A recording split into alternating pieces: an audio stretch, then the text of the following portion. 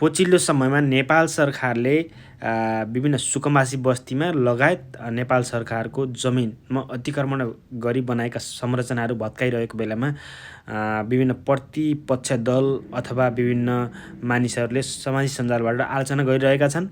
यसैको बावजुद यसैको विरुद्धमा मुक्तोड जवाब दिइरहेका छन् सभापति रवि लामिछानेले। के भनेका छन् त यो भिडियोमा सम्पूर्ण जवाबको सबैजनाको उत्तर एकमुष्ट रूपमा यो भिडियोमा दिएका छन्। भिडियो लास्टसम्म सुन्नु है त के भनेका छन् त।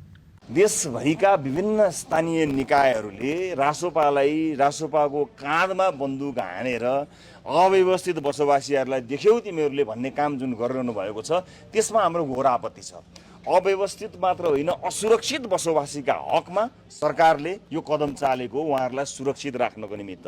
देशैभरिका अव्यवस्थित बसोबास, लालपूर्जा नभएका भूमिहीन सुकुम्बासीहरूको हकमा शक्तिशाली प्राधिकरण या आयोग बनेर त्यसले गरेको निर्णय कार्यान्वयन हुन्छ।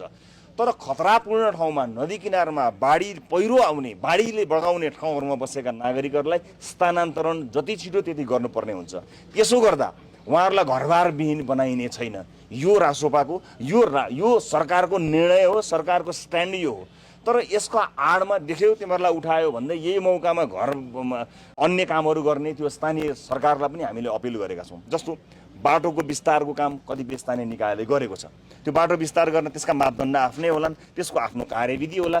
त्यसमा केन्द्र सरकारले के गर्न सक्छ होला र। तर त्यहाँ पनि हामीले के अपिल गरेका छौँ भने नागरिकको जीवधनको रक्षा गर्ने र उहाँहरूलाई सुरक्षित ढङ्गले पछिसम्मका लागि के व्यवस्थापन गर्दै हुनुहुन्छ त्यसको पनि योजना गर्नुहोस् भनेर हामीले भनेका छौँ। मात्र अव्यवस्थित मात्र होइन कि असुरक्षित बसोबासलाई त तत्काल सम्बोधन गर्नु पर्यो नि। सरकारले असुरक्षित बसोबासलाई सम्बोधन गरेको काठमाडौँका हकमा, उपत्यकाका हकमा सुरुदेखि नै सूचनाहरू गएका छन्, विभिन्न चरणमा कार्यक्रमहरू भएका छन्, विभिन्न तरणले सचेत गरेका छन्, त्यसको कार्यान्वयनको चरणमा गएको हो। देशैभरिका भूमिहीन सुकुम्बासी साथीहरूलाई म विनम्रतापूर्वक यही सन्देश फेरि पनि म यो सायद तेस्रो पटक भन्दैछु, परे म धेरै पटक पनि भनौँला कि जुन तरिकाले तपाईँहरूलाई आतङ्कित पारेर आजै उठाउँछ, भोलि नै उठाउँछ, भरे नै उठाउँछ भनेर आपत पार्ने काम गर्नुभएको छ, केन्द्र सरकारले त्यो गरेको छैन।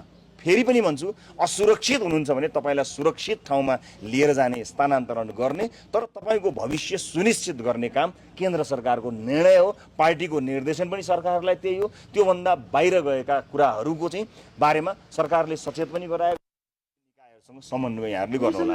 हस्, धन्यवाद।